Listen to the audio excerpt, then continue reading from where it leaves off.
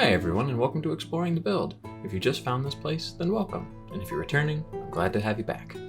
I'm Alex, and this is my channel where we explore and theorycraft different character builds for Dungeons & Dragons 5th edition. And today, we have a bonus video. The past 2 weeks of our quick builds have been requested to be very shadowy type character builds.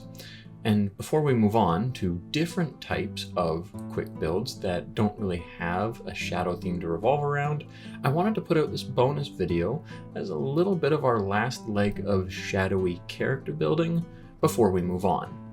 We will come back to some shadowy characters down along the road, as of course there are more requests, but for right now, before we have a little bit of a break between them, we're going to go back and look at our Shadow Barbarian build. We had a couple requests to see that same build done without the restrictions that were implemented. Basically, it could only use the Player's Handbook and Xanathar's Guide to Everything, and people wanted to see what it would be like with all official content available. So that's what this bonus build is. Now, in all honesty, I think that original build from 2 weeks ago accomplished what it set out to do. It was a barbarian that had control over shadows, both mechanically and thematically, and it could use them to defend their allies, create areas of darkness, summon wolves of pure shadow that could then assist it in combat. So if we wanted to improve it, the only thing I would really do is add a little bit more shadow theme. And to do that, I would take a 3-level dip into Fighter to pick up Echo Knight in order to get Manifest Echo. Fighter and Barbarian already synergize together so well because we would get a fighting style, action surge, and with Manifest Echo, we can retheme our Echo clone as a Shadow clone. Then we could use Unleash Incarnation, a feature that scales off in Constitution, which Barbarian already wants to have a lot of. Now we don't just summon Shadow Wolves, we have a full Shadow clone to use in combat as well. Looking at the builds in this video now though, there are kind of two I wanted to focus on, and each of them have their own unique spin on the concept of the Shadow Barbarian. Now, one thing I want to make clear is that we're not redoing what I did with the Shadow Barbarian. We're just taking a bit of a different perspective on how we would go about building that same sort of concept. In the original video, it was fairly loosely defined of just a Shadow Barbarian, and we took it as a barbarian that has control over shadows. But now we have two other builds that take that concept in different directions. One is more like an entity of shadow, or they have a soul of shadow. They're a full relentless killer who is extremely hard to put down, and even the damage that they deal is shrouded in darkness. The other is a barbarian that moves with the shadows. They use the night to empower themselves and their allies, and they can gain significant mobility while in darkness. So without further ado, I present our Nightkin barbarians, the Nightstalker and the Nightwalker. Starting with the Nightstalker, this build is very similar to our original Shadow Barbarian in both stats and level. We're just swapping Shadow Sorcerer for Undead Warlock and Astral Guardian for Zealot Barbarian. We're also going Barbarian 14 and Warlock 6 instead of a 12-8 split. So here's what we get for each of these subclasses. Zealot Barbarian gives us Divine Fury to deal a d6 plus half our Barbarian level of necrotic damage against the first enemy we hit on a turn. And then we also get Warrior of the Gods and Rage Beyond Death to give us a hard to kill sort of feel. Warrior of the Gods we get early, and it allows us to be resurrected very easily, sort of making us feel like an undead or still shadowy character.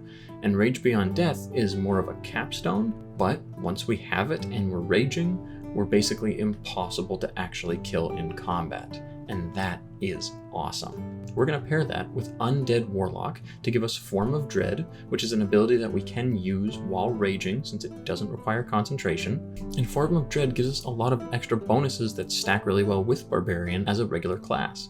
It gives us temporary hit points, which as long as we're taking damage from piercing, slashing, or bludgeoning, or if we have resistance to any other damage types just passively, then those temporary hit points are going to be twice as effective as they normally would on an Undead Warlock.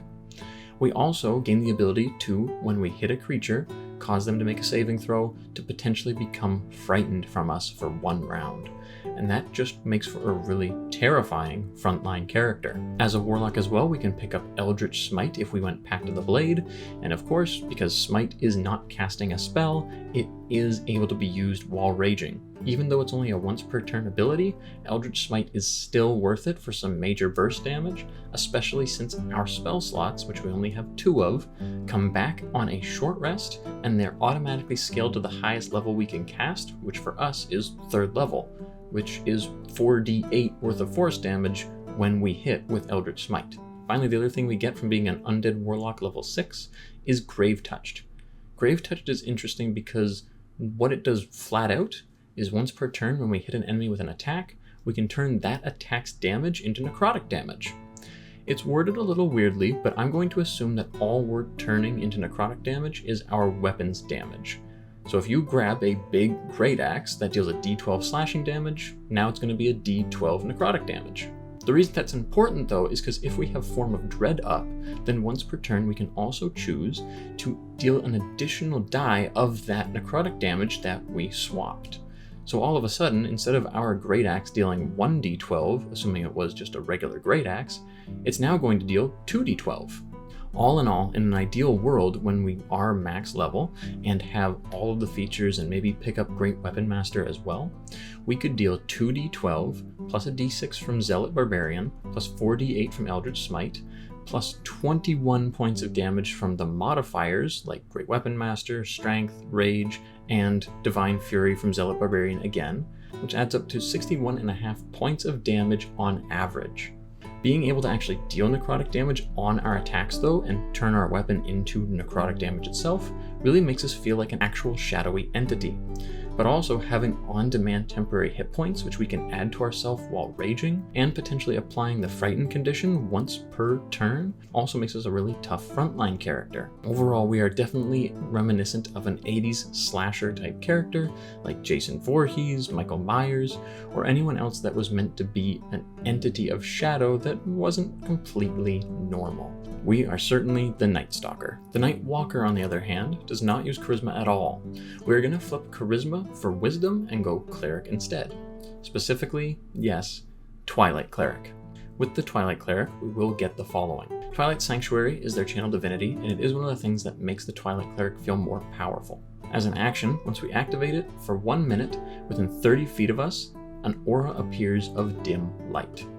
That aura moves with us, and whenever a creature, including us, ends their turn in that sphere, that creature gains either 1d6 plus our cleric level temporary hit points, or it can end an effect causing the creature to be charmed or frightened. This is awesome since it also can be used while raging, since it's not a spell and doesn't require concentration. And it will synergize well with us for later abilities because it creates an area of dim light around us.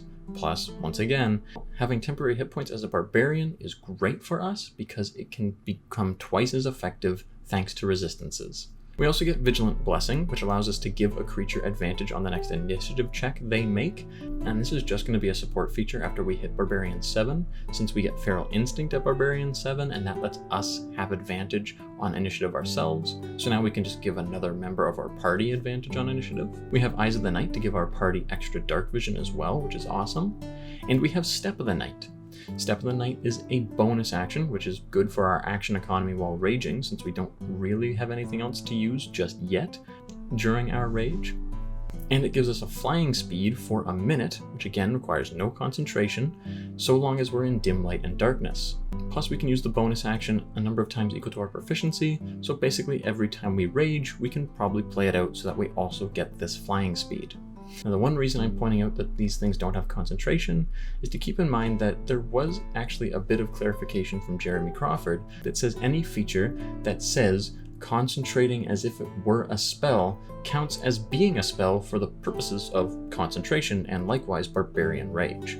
Now we know what we get from Twilight Cleric, some mobility and some defensive features, but what do we want to pair that with for our Barbarian? Bear Totem Barbarian, giving us resistance to all damage except Psychic, is going to be the most useful for building around the temporary hit points we get from our channel divinity.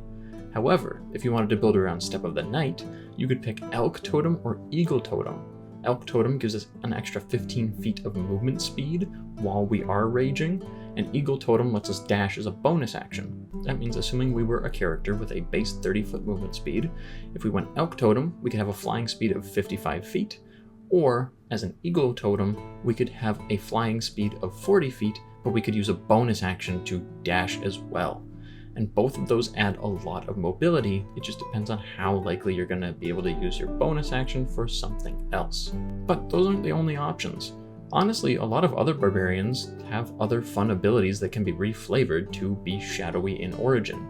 We talked about Ancestral Guardian from our original Shadow Barbarian, Zealot from our Nightstalker, and I think even Wild Magic could be a pretty reasonable option too, since Wild Magic and all of its various effects that can randomly happen can probably be reflavored to be different shadowy effects in nature. And then you have a little bit of whimsy with your Shadow Barbarian. The Nightwalker feels more like a do-it-all character, with their Step of the Night being paired with their Channel Divinity to give them great mobility, plus as a Barbarian, especially depending on your subclass, you could be a very good tank.